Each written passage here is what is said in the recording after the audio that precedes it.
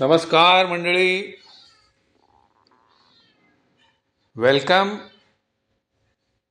Cricket and much more. Cricket and much मोरमध्ये आपलं स्वागत. तर मित्रांनो, आजचा विषय आहे बॉक्सिंग डे. बॉक्सिंग डेचा बॉक्सिंग या खेळाशी काहीही संबंध नाही. बॉक्सिंग डे हा खरं तर कृतज्ञता दिवस आहे.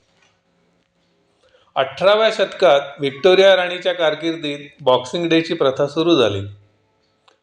श्रीमंतांनी गरिबांना गिफ्ट बॉक्सेस देण्याच्या प्रथेमुळे बॉक्सिंग डे हे नाव रूढ झालं. परंपरेनुसार हा मालकांनी नोकरांसाठी दिलेला सुट्टीचा दिवस आहे. या दिवशी मालक घरगडी, शेफ, बटलर, बागकाम करणारे, ड्रायव्हर इत्यादी नोकरांना त्यांच्या सेवेची जाणीव ठेवून त्या ऋणाची अल्पशी परतफेड म्हणून खास ख्रिसमस बॉक्स प्रेझेंट देतात. आणि हा बॉक्सिंग डे कामगार वर्ग आपल्या घरी आपल्या कुटुंबियांसह साजरा करतात. तसं बघितलं तर या दिवसाला धार्मिक सणाची पण किनार आहे बरं का. आयर्लंड आणि स्पेनच्या काही भागात हा दिवस सेंट स्टीफन्स डे म्हणून साजरा केला जातो. हंगेरी, जर्मनी, पोलंड, नेदरलँड, बहुतांश युरोपात बॉक्सिंग डे हा ख्रिसमसचा दुसरा दिवस म्हणून साजरा केला जातो. बॉक्सिंग डेच्या या परंपरामागे चर्चचाही मोठा वाटा आहे. वर्षभरात चर्चला भेट देणाऱ्या लोकांकडून जे पैसे स्वीकारले जातात, ही दानपेटी ख्रिसमस दिवशी उघडली जाते. बॉक्सिंग डे दिवशी हा पैसा गरजूंना देण्यात येतो. श्रमाला प्रतिष्ठा देणे ही या दिवसामागची मूळ संकल्पना आहे. आजही वृत्तपत्र वितरण करणे वगैरे सारखी कामे करून स्वावलंबाने शिक्षण पूर्ण करणाऱ्या तरुण मुलामुलींना लोक ख्रिसमसच्या काही काळ आधी बक्षिसे देतात. त्यालाही ख्रिसमस बॉक्स म्हणण्याची प्रथा आहे. 26 डिसेंबर या बॉक्सिंग डे दिवशी युनायटेड किंगडममध्ये सार्वजनिक सुट्टी असते. बऱ्याच लोकांसाठी बॉक्सिंग डे हा लेफ्ट ओव्हर्स डे असतो. आता लेफ्ट ओव्हर म्हणजे तुम्हाला माहीतच आहे, आदल्या दिवशी राहिलेल्या भाताचा आपण फोडणीचा भात करून खातो. तर ख्रिसमससाठी खाद्यपदार्थांची रेलचेल असते आणि पुढचे काही दिवस हे उरलेले अन्न संपवण्यात जातात.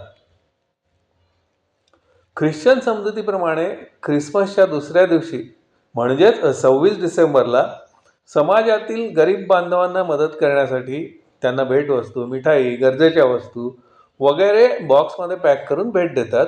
म्हणून हा दिवस बॉक्सिंग डे, बॉक्सिंग डे म्हणून ओळखला जातो. हा मुळात सुरू झाला इंग्लंडमध्ये. आता त्यानंतर जिथे जिथे इंग्रजांचं राज्य होतं तिथे तो पसरला आणि दरवर्षी साजरा केला जातो. आता तुम्हाला माहीतच आहे, कॉमनवेल्थ एकेकाळी अशी परिस्थिती होती की sun never sets on British empire. तर तसा हा बॉक्सिंग डे सगळीकडे पसरला. आता ऑस्ट्रेलियाचं या बॉक्सिंग डेशी संदर्भात आणखीन एक थोडंसं वेगळं नातं आहे ऑस्ट्रेलियाचं. ऑस्ट्रेलियात जेव्हा परदेशी संघाचा दौरा असतो तेव्हा कसोटी सामना बॉक्सिंग डे पासून सुरू करण्याची परंपरा खूप वर्षांपासून चालत आली आहे. याआधी असं होतं ना की दोन देशांमध्ये फक्त कसोटी सामनेच होत असत. मर्यादित षटकांचे जे सामने आहेत त्यामुळे अगदी अलीकडे म्हणजे 1971 पासून सुरू झाले. पण ऑस्ट्रेलियात दरवर्षी बॉक्सिंग डेला कसोटी सामना सुरू होतो. गेल्या वर्षी आपला संघ ऑस्ट्रेलिया दौऱ्यावर होता.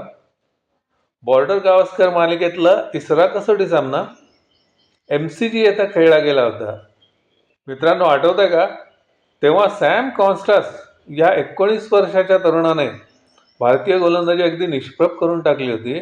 बुमरा आणि कंपनीला त्याने अक्षरशः बुकवलं होतं, फोडून काढलं होतं. आज तो गायब आहे, पण आज तो ऑस्ट्रेलियन संघात नाही दिसत. आज त्याच परंपरेला लागून आज MCCवर ॲशेसचा चौथा सामना सुरू आहे. ऑस्ट्रेलियाने मालिका आधीच जिंकली आहे, त्यामुळे सामन्यात तशी चुरस नाही आहे. पण आता स्कोअरबोर्ड अविश्वसनीय आहे. 150 ऑस्ट्रेलियाची पहिली इनिंग संपली आहे. पहिल्या दिवस अखेर इंग्लंडची पुरती वाट लागलेली आहे. त्यांना 150 धावा पण नाही करता आल्या, 110 मध्येच त्यांचे सर्व गडी बाद झाले. आता असं आहे ना की या हिशोबाने पाहिलं तर उद्याच सामना संपतो की काय. बिचाऱ्या ऑस्ट्रेलियन प्रेक्षकांना उरलेले 3 दिवसाचे पैसे परत द्यायला हवेत. तर असं सध्या तिथली अशीच परिस्थिती आहे. आता दुसरी एक गोष्ट ह्याच्यामध्ये आणखीन एक सांगायचं असं आहे ना की इंग्लंड बहुतेक बसबॉलला आता अलविदा करत आहे असं दिसतंय, आणि ब्रँडन मॅक्युलमच्या जागी आपल्या रवी शास्त्रीची वर्णी लागते अशा बातम्या आहेत. आता बघा, खरं खोटं जे आहे ना ते साहेबच जाणे. बाकी एक मानावंच लागेल, हे फिरंगी मात्र खरंच परंपराप्रिय हा. तर मित्रांनो, थोडक्यात आहे असा हा बॉक्सिंग डेचा वृत्तांत. तुम्हाला आवडला असेल तर माझं चॅनल सबस्क्राईब करा, लाईक करा, शेअर करा. बरं आहे, तर मग भेटूया पुन्हा.